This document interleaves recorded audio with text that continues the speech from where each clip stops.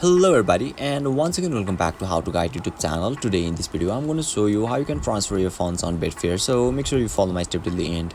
First thing first, I assume that you already have an account in Betfair and already logged in, and now right after that you'll be able to see the interface of Betfair apps on in the screen, where you can see profile icon at top right corner. Just tap over there and you will be redirected to the my account section, where you just scroll a little bit down unless you find transfer funds.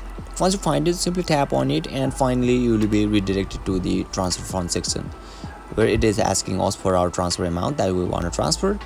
Let's say $500, and from which wallet we want to transfer, from poker wallet, and to which wallet we want to transfer, let's say exchange game wallet.